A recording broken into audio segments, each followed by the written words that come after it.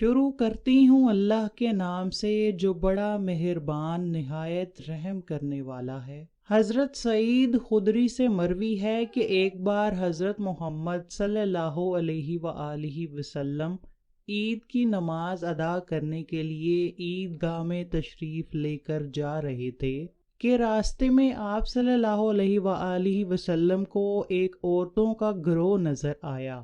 آپ نے ان عورتوں کو فرمایا کہ عورتوں، صدقہ زیادہ سے زیادہ کیا کرو، کیونکہ میں نے جہنم میں زیادہ تعداد عورتوں کی ہی دیکھی ہے۔ جب عورتوں نے آپ صلی اللہ علیہ وآلہ وسلم کو یہ فرماتے ہوئے سنا تو گروہ میں سے ایک عورت نے پوچھا، اے اللہ کے نبی، ایسا کیوں ہے؟ تو آپ صلی اللہ علیہ وآلہ وسلم نے جواب دیتے ہوئے کہا کہ تم ہر وقت ناشکری کا اظہار کرتی رہتی ہو، اپنے خاوند کی کمائی پر شکر ادا نہیں کرتی، ہر وقت بحث و مباحثے میں پڑی رہتی ہو۔ کم عقل ہونے کی وجہ سے آپ میں سے کسی نے بھی اپنے خاوند کو خوش نہیں کیا کہ وہ سکون کی زندگی گزار سکے۔ اس پر عورتوں نے جواب دیا کہ اے اللہ کے رسول، دین اسلام میں ہماری عقل کے کیا نقصانات ہیں؟ آپ صلی اللہ علیہ وآلہ وسلم نے جواب دیا کہ عورت کی گواہی مرد کی نسبت عادی نہیں ہے۔ اس پر عورتوں نے جواب دیا، جی حضور،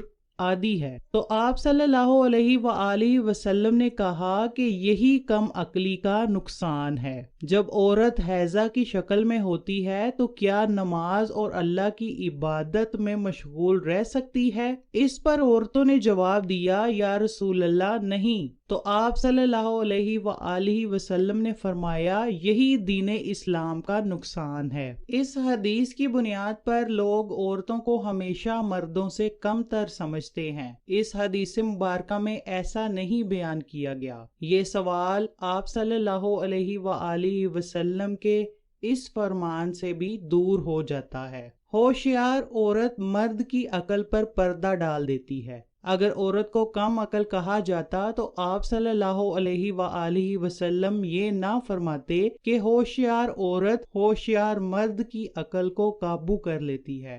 اگر اس حدیث پر غور کیا جائے تو ہم پڑھتے ہیں کہ عورتوں کے ناقصات العقل والدین ہونے سے کیا مفہوم ہے۔ اس حدیث میں عورتوں کے دینی و دنیاوی قدرتی آنے والی کمی کے بارے میں بتایا گیا ہے کہ دینی معاملات میں عورت پر کم ذمہ داری ہونے کی وجہ سے عورت کو کم عقل کہا گیا ہے کہ جب حیض کی صورت میں ہوتی ہے تو وہ قرآن پاک کو ہاتھ نہیں لگا سکتی، نماز قائم نہیں کر سکتی، پاک جگہ پر جا نہیں سکتی۔ ان چیزوں کو مد نظر رکھتے ہوئے کہا گیا ہے کہ عورتیں کم عقل ہوتی ہیں۔ ایک عالم محمد علی صابونی نے لکھا ہے کہ مرد عقل کے ذریعے اپنے جذبات پر قابو رکھتا ہے، جبکہ عورت اپنے جذبات کے ذریعے عقل کو استعمال کرتی ہے۔ وہ جذبات میں آ کر کبھی کبھی کوئی غلط قدم بھی اٹھا لیتی ہے جو کہ بعد میں اس کو پچھتانا پڑتا ہے۔ یہ خدا کی طرف سے عورتوں میں ایسے جذبات پائے جاتے ہیں۔ اگر عورتوں میں عقل کی کمی ہوتی تو وہ اپنے بچوں کی پرورش اچھے طریقے سے نہ کر سکتی۔ تربیت کے کاموں میں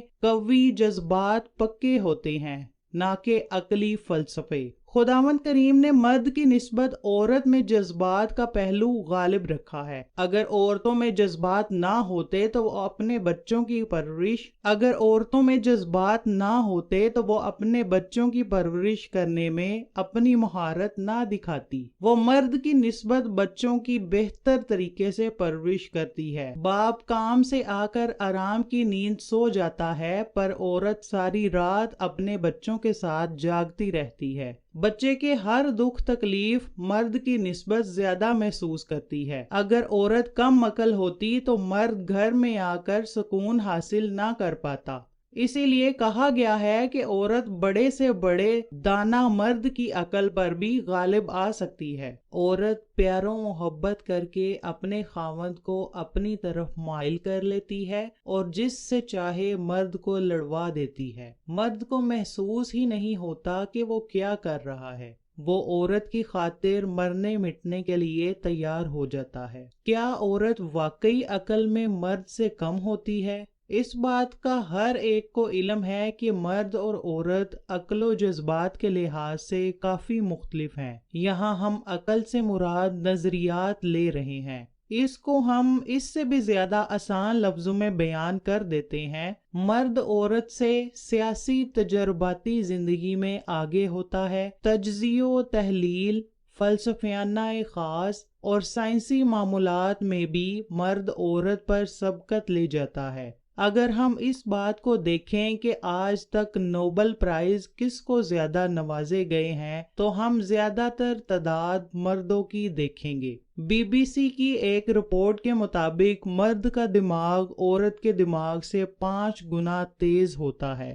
یہی وجہ ہے کہ مرد عورت کی نسبت زیادہ تیز ہوتے ہیں اور ہر سائنسی کام کو عورت کی نسبت تیزی سے سمجھ لیتے ہیں۔ دوسری طرف دیکھیں تو عورتیں فطری طور پر زیادہ جذباتی اور مضبوط ہوتی ہیں۔ ہمیں یہ بات یقیناً ماننا پڑے گی کہ جذبات انسان کی زندگی پر گہرا اثر چھوڑتے ہیں۔ ایک ماں اپنے بچے کے جذبات کو اپنے خاوند کی نسبت زیادہ محسوس کر سکتی ہے اور اس کا حل نکال سکتی ہے، جبکہ مرد ایسا کرنے سے عورت کی نسبت کافی سست ہوتا ہے۔ شارٹ کٹ ہم یہ کہہ سکتے ہیں کہ ایک مرد کا IQ متقی لحاظ سے زیادہ ذہین ہوتا ہے اور عورت ایموشنل جنس یعنی جذباتی لحاظ سے مرد پر سبقت لے جاتی ہے۔ ایک تحقیق کے مطابق عورت ایک IQ یعنی ہمدردی، ذاتی تعلقات، سماجی ذمہ داریوں، امتحان میں مردوں پر سبقت لے گئی۔ یہی وجہ ہے کہ کہا جاتا ہے کہ مرد اور عورت گاڑی کے 2 پہیے ہیں، ان میں سے ایک بھی کمزور پڑ جائے تو گاڑی اپنی منزل پر پہنچ نہیں پاتی۔ بعض چیزوں میں مرد کے پاس علم نہ ہونے کی وجہ سے پیچھے رہ جاتا ہے اور عورت اس کو پورا کر دیتی ہے، اور کبھی مرد عورت کو پیچھے چھوڑ دیتا ہے۔ اسی لیے مرد اور عورت کو گاڑی کے 2 پہیوں سے تشکیل دی گئی ہے۔ مرد اور عورت ایک دوسرے کے بغیر اپنی زندگی درست طریقے سے بسر نہیں کر سکتے۔ ان کو زندگی کے ہر موڑ پر ایک دوسرے کا ساتھ دینا پڑتا ہے۔ اسی طرح دونوں خوش اخلاقی سے زندگی بسر کر سکتے ہیں۔ ایک حدیث مبارکہ ہے کہ مرد اور عورت سب برابر ہیں، ان میں سے بہتر وہ ہے جو زیادہ پرہیزگار اور متقی ہے۔ اللہ تعالیٰ نے قرآن پاک میں فرمایا ہے کہ جس کا ترجمہ یوں ہے کہ بے شک تم میں سے زیادہ اللہ کے نزدیک وہ ہے جو تم سے زیادہ پرہیزگار اور متقی ہو۔